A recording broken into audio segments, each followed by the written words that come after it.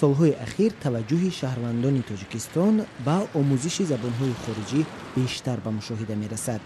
бахши умдаи хоҳишмандони омӯзиши забонҳои хориҷиро ҷавонон ташкил додаанд, ки дар посух ба талаботи бозори модерни кор касбҳои хушхаридро интихоб мекунанд. касбҳое ки донистани забони хориҷӣ як бахши муҳими талаботи кордиҳанда унвон мешавад.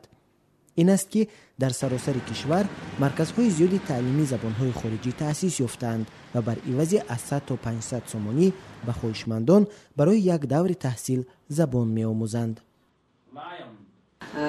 чун мефаҳманд ки ин талаботи замон аст. баъд вақте ки онҳо ҳуҷҷатҳояшонро ба муассисаҳо месупоранд, онҷо ҳар корфармо хоҳиш мекунад ки забони англисӣ ё русӣ ғайр аз забони модарӣ донанд.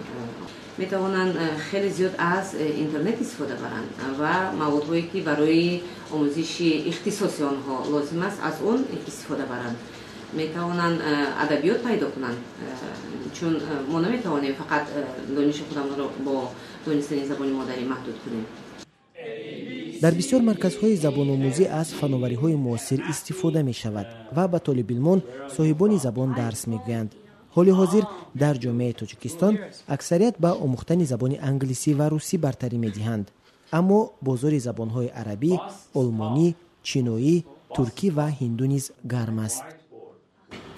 барои мехоҳам ки забони англисиро ёд бигирам, инчунин забонҳо англисӣ дохил шавам, баъди дохил шудан переводиш кунӣ ягон давлат дигар барои бихонӣ. ман дар оянда программист шудан мехоҳам ва барои ҳамин программасозӣ ҳамин забони англисӣ ба ман даркор аст. ман барои аввал ин забони англисиро мухтаъ истодам. ман дар оянда мехоҳам сафарҳои бисёр кунам. сафар карданро дӯст медорам. агар забонро надонӣ дигар шаҳр рафтан маънӣ надорад. ما مقصد میخوایم آموزیم که در مسابقه ما با دیگر ورزشکاران اروپا و آمریکا و کانادا گپ زدن نمیتونستیم، دشواری میکشیدیم. در آینده باید میخوایم یاد گیریم با اونها علاقه ورزشی داشته باشیم. با واسطه زبان خارجی من کار یافتم و بیشتر از 5 سال میشود که در گوشه آمریکای شهر دوشنبه کار میکنم. زندگیم رو تامین میکنم. اینچنین آموزش زبان‌های خارجی در برنامه تعلیمی مکاتب همگانی به راه مانده شده است و طلبه‌ها از صنف 3 تا ختم مکتب هفته 2 دفعه زبان‌های انگلیسی، فرانسوی، آلمانی و عربی و فارسی می‌آموزند. اما این درس‌ها مؤثر نیستند و طلبه‌ها بعد ختم مکتب باز در نزد معلم خصوصی درس می‌گیرند. زمرد غیب‌اللویeva رهبر مرکز فرهنگی هندوستان میگوید زبان انگلیسی و عربی کلیدی همه درهای موفقیت او بوده است. درآمد خوب و سفرهای زیاد به کشورهای مختلف زندگیش را رنگین کردند.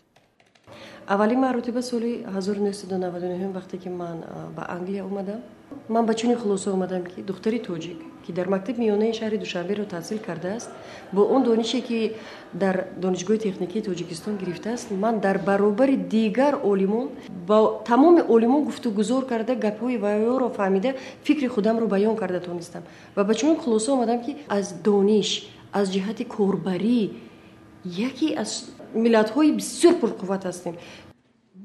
سفارت هندوستان شروع از سال 2002 تا این جانب به خواهشمندان رایگان زبان هندو می آموزد. هر سال حدود 300 نفر به آموزش زبان فرا گرفته شده، با آنها استادان تاجیکستانی که در هندوستان تحصیل کردند تعلیم می دهند.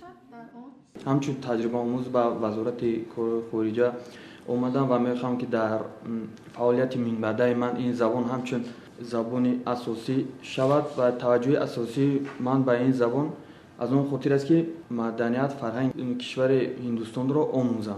در تاجیکستان از بسیاری‌ها با زبان هندی سرود می‌خوانند و من می‌خواهم که زبان را آموزم و با زبان هندی سرود بخوانم. میگویند زبان دانی جهان دانی. این مقال در شرایط امروزه اهمیت بیشتری کسب کرده است. بسیار شهروندان تاجیکستان در صورت سفر به یگان دولت خارجی نمیتوانند با میزبانها صحبت و آزادانه گشت و گذار کنند.